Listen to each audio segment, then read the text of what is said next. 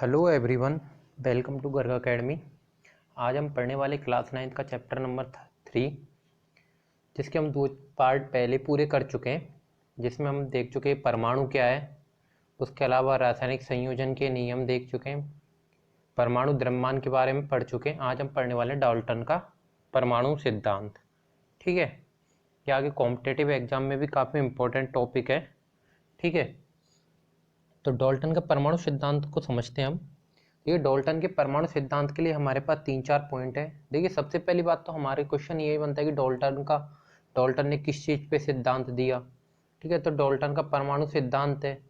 ठीक है, उसके अलावा डाल्टन ने जो परमाणु सिद्धांत दिया उसको समझते हैं किससे संबंधित दिया था, परमाणुओं से संबंधित दिया था। ठीक है, और परमाणुओं के बारे में हम पहले ही क्या पढ़ चुके हैं कि परमाणु क्या है, अविभाज्य कण है और सबसे छोटा कण है। क्या पढ़ चुके हैं हम परमाणुओं के बारे में पहले? परमाणु अविभाज्य कण है और सबसे छोटा कण है। ठीक है, तो हम परमाणु को समझते हैं। देखिए, पहले हम इनको देखते हैं थोड़ा सा, फिर हम इनको समझेंगे। देखिए, पहले क्या लिखा हुआ है, सभी द्रव्य परमाणुओं से निर्मित होते हैं। दूसरा देखिए, परमाणु अविभाज्य सूक्ष्मतम कण है, इसका ना तो सृजन किया जा सकता है ना ही विनाश। तीसरा, दिए गए तत्व के सभी परमाणु का द्रव्यमान एवं रासायनिक गुणधर्म समान होते हैं। चौथा, भिन्न भिन्न तत्वों के सभी परमाणुओं के द्रव्यमान एवं रासायनिक गुणधर्म समान होते हैं। अब चलिए पहले इन पॉइंटों को समझ लेते हैं क्या है। देखिए, फॉर एग्जाम्पल, देखिए ये है क्या, ये कोई तत्व है। ठीक है, ये क्या है, कोई एक तत्व है। क्या है, यहाँ पर एक तत्व है। ठीक है, ये भी क्या है, तत्व। ठीक है, और दोनों तत्वों से मिलकर क्या बन रहा है, एक यौगिक बन रहा है। क्या बन रहा है, एक यौगिक बन रहा है। ठीक है, यहाँ पर एक क्या बन रहा है, यौगिक बन रहा है। ठीक है, अब देखिए यहाँ पर हमने परमाणु द्रव्यमान के बारे में पहले ही पढ़ चुके थे। तो जो ये तत्व है इसका परमाणु द्रव्यमान है 16। ठीक है, ये जो दूसरा तत्व है, ठीक है, ये देखो दो तत्व हैं। ठीक है, कैसे, एक और दो, इस तरह से दो तत्व हैं और इनका कुल द्रव्यमान क्या हो रहा है, दो है, मतलब एक का एक हो गया। ठीक है, और जो हमें उत्पाद प्राप्त हुआ, क्या, जो उत्पाद प्राप्त हुआ उसका द्रव्यमान क्या है, 18 है। ठीक है, अब देखिए यहाँ से अगर इन दोनों को प्लस कर दोगे, ठीक है, तो ये क्या आएगा, 16 + 2 18। द्रव्यमान संरक्षण का नियम यही तो था। ठीक है, क्या था कि दोनों तरफ क्या होता है, परमाणु का ना तो सृजन किया जा सकता है ना ही विनाश किया जा सकता है। क्या, अब देखिए, सभी द्रव्य परमाणुओं से निर्मित, द्रव्य मतलब सभी पदार्थ परमाणुओं से निर्मित होते हैं। इसके बारे में हम पढ़ चुके हैं जब परमाणु पढ़ा था कैसे। ठीक है, परमाणु अविभाज्य सूक्ष्मतम कण, इसका ना तो सृजन किया जा सकता है ना ही विनाश। हमने एक मिट्टी का एग्जाम्पल लेके देखा था, जैसे किसी भी जिसके टुकड़े नहीं हो रहे वो क्या है, परमाणु है, सूक्ष्मतम कण है जिसको आंखों के द्वारा देखा नहीं जा सकता। अब तीसरा देखिए, दिए गए तत्व के सभी परमाणु का द्रव्यमान एवं रासायनिक गुणधर्म समान होते हैं। यहाँ पर देखिए तत्व क्या दिए गए, जैसे मैं ये मान लेता हूँ, ये जो तत्व है ये तो है ऑक्सीजन। क्या है, ऑक्सीजन। ओ से लिखते हैं। आज आपको ये पता लग जाएगा, आधुनिक आवर्त सारणी के बारे में आपको बता दिया जाएगा आज। और ये मान लेते हैं हम, क्या है, हाइड्रोजन है, दो। ठीक है, एक ऑक्सीजन है और ये दो हाइड्रोजन है। तो देखिए यहाँ पर बोल क्या रहा है, दिए गए तत्व के सभी परमाणुओं का द्रव्यमान एवं रासायनिक गुणधर्म। इसका द्रव्यमान क्या है, ऑक्सीजन का 16 है। हाइड्रोजन का द्रव्यमान क्या होता है, एक होता है, तो ये दो हाइड्रोजन है तो द्रव्यमान क्या हो गया, 16 है। आगे देखिए, परमाणुओं का द्रव्यमान एवं रासायनिक गुणधर्म समान होते हैं, तो इनका द्रव्यमान क्या होगा, समान होगा। क्या होगा, द्रव्यमान समान होगा दिए गए तत्व के। ठीक है, अब आप इसका मतलब क्या है, दिए गए तत्व हाइड्रोजन। अब देखिए, ये भी हाइड्रोजन है, ये भी हाइड्रोजन है, इसका भी एक है यहाँ पर और इसका भी एक है, दोनों का एक एक है, तो हाइड्रोजन कोई सा भी ले लीजिए। ठीक है, अब ऐसा नहीं है कि आप कोई दूसरा तत्व लोगे तो उसका भी एक होगा, दूसरा तत्व लोगे तो उसका द्रव्यमान बदल जाएगा। ठीक है, इसीलिए देखिए आप आगे इस वाली लाइन पे गौर कीजिएगा, दिए गए तत्व की किसी एक तत्व का परमाणु द्रव्यमान तथा रासायनिक गुणधर्म समान होंगे। ठीक है, समझ में आ रहा है किस तरह से परमाणु द्रव्यमान को समान बोला जा रहा है। अगला देखिए, भिन्न भिन्न तत्वों के परमाणु द्रव्यमान में रासायनिक गुणधर्म अलग अलग होंगे। अब यहाँ पर देखिए, ये ऑक्सीजन हो गया एक तत्व, एक तत्व हाइड्रोजन हो गया, तो इसका परमाणु द्रव्यमान 16 हो गया, इसका परमाणु द्रव्यमान 1 हो गया। ठीक है, क्या हो गया, हाइड्रोजन का परमाणु द्रव्यमान 1 हो गया और ऑक्सीजन का परमाणु द्रव्यमान अलग अलग, तो भिन्न भिन्न तत्व हो गए। ठीक है, इनके क्या हो गए, परमाणु द्रव्यमान भिन्न भिन्न हो गए, तो इनके रासायनिक गुणधर्म भी भिन्न भिन्न हो जाएंगे। समझ में आ रहा है? अगर तत्व एक ही है तो एक ही तत्व है तो उसका परमाणु द्रव्यमान हमेशा फिक्स रहेगा। ठीक है, अगर हम सिर्फ जैसे हाइड्रोजन को छोड़िए सिर्फ ऑक्सीजन की बात करते हो, ऑक्सीजन का परमाणु द्रव्यमान हमेशा 16 ही रहेगा। लेकिन अगर हम कंपैरिजन करें, हम इन दोनों के सापेक्ष देखें, ऑक्सीजन और हाइड्रोजन में अगर हम अंतर देखें, ठीक है, तो हम क्या बोलेंगे कि ऑक्सीजन और हाइड्रोजन दोनों क्या हैं, अलग अलग तत्व हैं।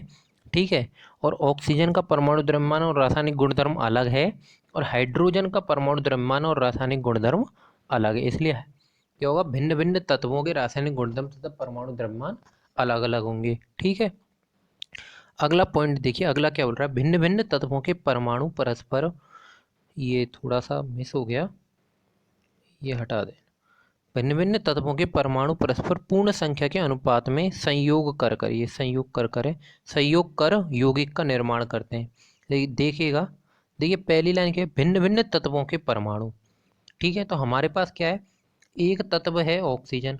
देखिए इसको थोड़ा क्लियर कर लेते हैं।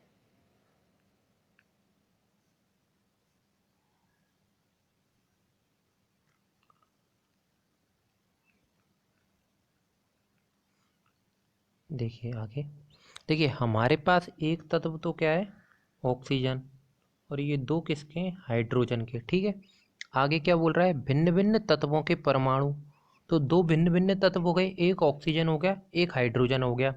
तो ऑक्सीजन का परमाणु, किसका, ऑक्सीजन का परमाणु, ठीक है, और हाइड्रोजन का परमाणु। ठीक है, भिन्न भिन्न तत्वों के अलग अलग परमाणु हो गए, पूर्ण संख्या के अनुपात में संयोग कर यौगिक का निर्माण करते हैं। ठीक है, क्या कर रहे हैं, यहाँ से यौगिक का निर्माण कर रहे हैं। यौगिक क्या हो रहा है, जैसे ये ऑक्सीजन है और हाइड्रोजन है दो, तो ये क्या कर रहे हैं, जल का निर्माण कर रहे हैं यहाँ पर।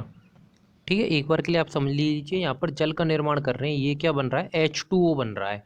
ठीक है, तो पहली बात तो क्या हुई, पहली लाइन क्या लिखी हुई थी वहाँ पर, भिन्न भिन्न तत्व हैं, दोनों संयोग कर रहे हैं, संयोग करके क्या बना रहे हैं, यौगिक बना रहे हैं। ठीक है, और बीच में देखिए दो शब्द लिखे, पूर्ण संख्या के अनुपात में, पूर्ण संख्या के अनुपात में, पूर्ण संख्या के अनुपात से मतलब क्या है, ये 16 है, ये 2 है, इसका अनुपात क्या आएगा, 16:2, मतलब ये हो गया 1:8।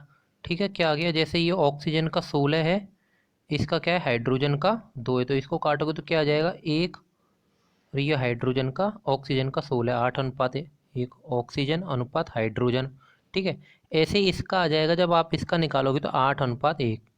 ठीक है, 8:100, ये 8:1, ये क्या हो जाएगा, ऑक्सीजन अनुपात हाइड्रोजन।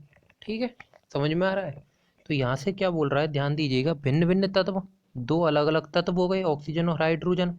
ठीक है, आगे क्या है, परमाणु परस्पर पूर्ण संख्या, पूर्ण संख्या के अनुपात में।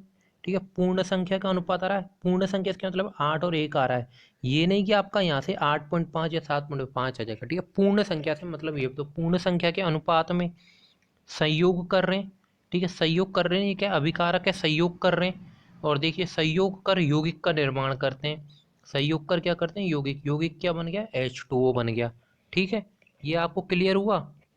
आगे देखिए, किसी भी यौगिक में परमाणुओं के सापेक्ष संख्या एवं प्रकार निश्चित होते हैं। परमाणुओं के सापेक्ष संख्या एवं प्रकार निश्चित है ना, देखिए परमाणुओं की संख्या, जैसे ये द्रव्यमान निश्चित है, ऐसे परमाणुओं के सापेक्ष संख्या एवं प्रकार भी निश्चित होते हैं। तो डाल्टन का परमाणु सिद्धांत क्या है, पहला पॉइंट क्या है, सभी द्रव्य किससे निर्मित होते हैं, परमाणुओं से निर्मित होते हैं। दूसरा क्या है, परमाणु अविभाज्य सूक्ष्मतम कण है।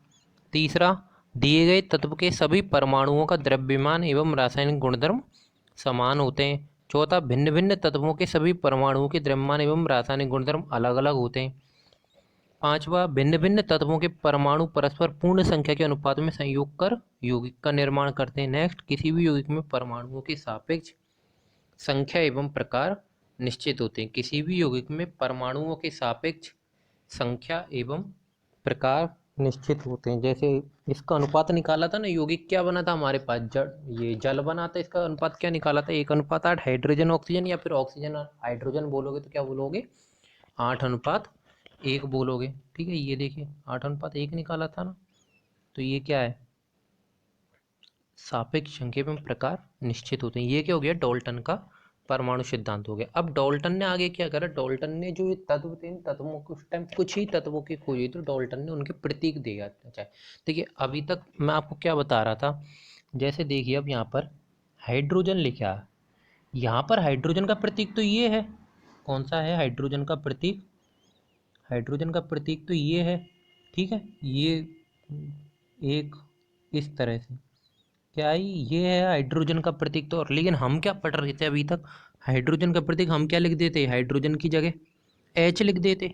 ऐसे ऑक्सीजन का देखिए, ऑक्सीजन का एक गोला है, ठीक है, लेकिन हम क्या देख रहे थे, ये देख रहे थे हम ओ है, ये गोला अलग है। ठीक है, हम क्या देख रहे थे, हमेशा ओ देख रहे थे। ठीक है, यही तो पढ़ रहे थे। तो देखिए हम जो पढ़ रहे थे वो आधुनिक प्रतीक है। ये जो प्रतीक है ये डाल्टन ने दिए थे। किसने दिए थे, डाल्टन ने दिए थे। ठीक है, तो ये देखिए आगे, तो ये डाल्टन ने कुछ ये प्रतीक दिए थे, ये याद करने पड़ेंगे। ठीक है, इसी तरह से जैसे हाइड्रोजन आपसे पूछे कि हाइड्रोजन का, डाल्टन के अनुसार हाइड्रोजन का प्रतीक क्या है, तो आपको ये वाला प्रतीक बनाना पड़ेगा। कार्बन का पूछे तो ऐसे, ऑक्सीजन का पूछे तो ऐसे, आयरन, सल्फर, फास्फोरस, कॉपर, सीसा, सिल्वर, पारा, प्लेटिनम, गोल्ड, ये सब क्या है, तत्व ही तो हैं। ये सब सब क्या है, तत्व। ये 12 तत्वों के क्या है, प्रतीक है। ये टोटल कितने, 12 तत्व हैं, और 12 तत्वों के ये इस तरह से प्रतीक बना रखे हैं। क्या बना रखे हैं, प्रतीक बना रखे हैं। ठीक है, आगे देखिए, पहले हम थोड़ा सा आधुनिक आवर्त सारणी को, आधुनिक जो प्रतीक हैं जो हमारे काम आने वाले, जो हमारे पढ़ने, जो हमारे हमेशा काम में आते हैं, उनको देखने से पहले हम थोड़ा सा आयुपैक के बारे में देख लेते हैं। आयुपीएसी है क्या है। तो देखिए आयुपीएसी करती क्या है, जैसे होता क्या है, जैसे तत्व है, आप क्या बोलते हो, हाइड्रोजन, क्या बोलते हो, हाइड्रोजन बोलते हो। कोई ओ वाला तत्व लिया, उसको क्या करते हो, ऑक्सीजन बोलते हो। ठीक है, ओ को क्या बोल देते हो, ऑक्सीजन बोलते हो। जैसे एल लिखते हैं हम एल्युमिनियम को, ठीक है, कॉपर को क्या लिख देते हैं, सीयू लिख देते हैं। ठीक है, ऐसे ही सल्फर को लिख देते हैं। ठीक है, मैग्नीशियम को क्या लिख देते हैं, एम जी लिख देते हैं। तो ये ऐसे ही क्यों लिखा जा रहा है कि एम जी, ये किसने कहा, कह दिया कि तुम एम जी लिखो या फिर ए एल लिखो, इसको सी यू लिखो। जैसे देखिए यहाँ तो हम क्या देखते थे कि ये डाल्टन ने बता दिया था। किसने बता दिया, कि डाल्टन ने बता दिया था कि हाइड्रोजन को इस तरह से लिखो, कार्बन को तो यहाँ तो फिक्स था कि डाल्टन ने सुझाव दिया था। ये क्या है फिर आयुपैक, ये हम फिर किस हिसाब से लिख रहे हैं कि इसको एम जी लिखना है, इसको ए एल लिखना है, फिर ये किसके अकॉर्डिंग लिख रहे हैं हम। तो देखिए होता क्या है, एक संस्था बनाई गई बाद में जिसका नाम था आयुपैक। इसकी फुल फॉर्म थी international union of pure and applied chemistry. अब देखिए, नहीं देखिएगा, यह एक संस्था है जो तत्वों के नामों को स्वीकृति प्रदान करती है। यह एक संस्था है जो तत्वों के नामों को स्वीकृति प्रदान करती है। तो ये संस्था क्या करती है, तो तत्वों के नामों को स्वीकृति प्रदान करती है। तो इस संस्था के आधार पर हम क्या करते हैं, तत्वों के नामों को बोलते हैं। ठीक है, जैसे आपने किसी तत्व की खोज की, आप गए इस तत्व की खोज, मैंने की मेरे नाम पे रखो, ऐसा होता है ना। जैसे एल्युमिनियम है, ए एल।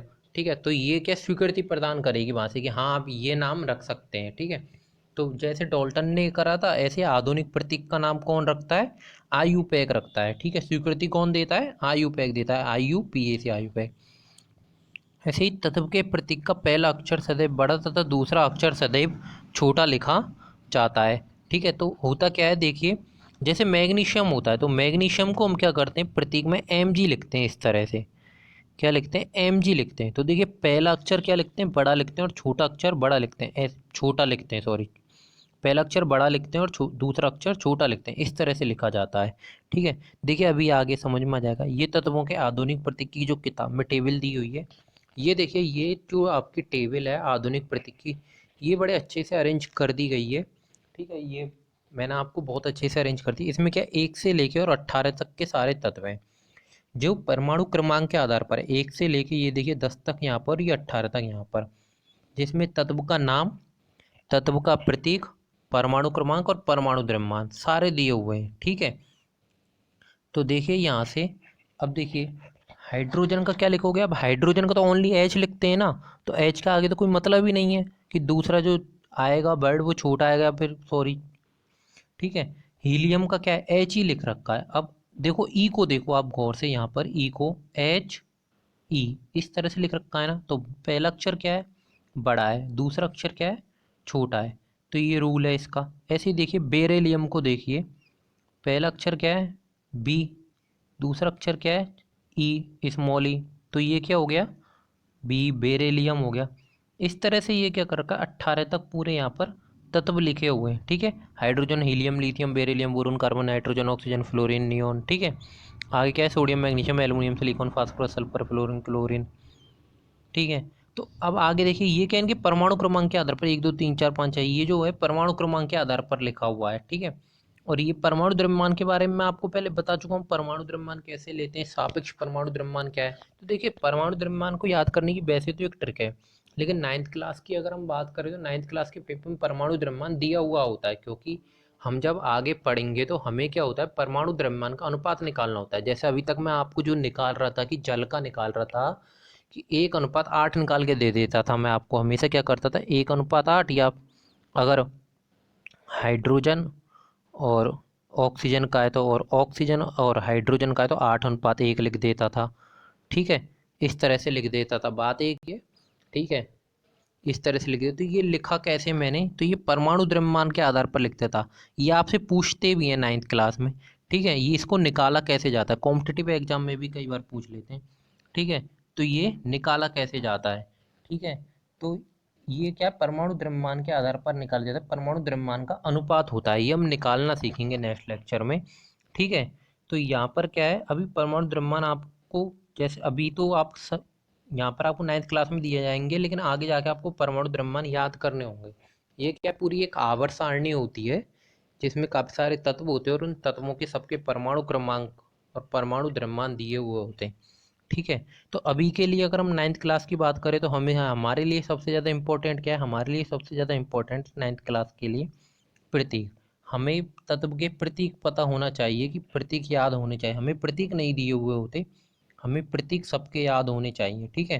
देखिए 18 तक के प्रतीक यहाँ पर दिए हुए हैं आपको, उसके अलावा कुछ और एक्स्ट्रा हैं जो आपकी किताब में दे रखे हैं, जैसे कि ये कोबाल्ट का CO का, ये देखिए एक्स और है, ये गोल्ड को AU बोलते हैं, ठीक है। उसके अलावा आयोडीन को I, सीसा को PB, ठीक है। और उसके अलावा यूरेनियम को U, जिंक को ZN, चांदी को AG, और सारे उस टेबल में दिए हुए हैं। ये एक्स्ट्रा हैं 4 5, इनको भी आप याद कर लें। सिर्फ प्रतीक के बारे में पूछता है, जैसे स्वर्ण का प्रतीक लिखिए तो आप क्या लिख के आओगे, AU लिख के आइए। देखिए मैं आपको फिर से बोल रहा हूँ, ये जो पीछे वाला लेटर है इसको छोटा लिखते हैं, आप देखो AU, AU, यू छोटा है ना, देखिए सदैव दूसरा अक्षर छोटा आता है, तो ये क्या कर रखा है मैंने यहाँ पर, ये छोटा लिख रखा है। अब देखिए सीसा, सीसा क्या कर रखा है, PB, P और स्मॉल b, ठीक है। इस तरह से लिख रखा है, देखिए बी क्या कर रखा है, छोटा लिख रखा है, तो दूसरा अक्षर सदैव क्या आता है, छोटा आता है। तो इस तरह से क्या है, अब हम प्रतीक किसके पढ़ते हैं, आधुनिक आवर्त सारणी के पढ़ते हैं, ठीक है। इस तरह से ये लेक्चर हमारा आज का यहीं पूरा होता है। वीडियो अच्छी लगी तो चैनल को सब्सक्राइब करना और शेयर करना ना भूलें।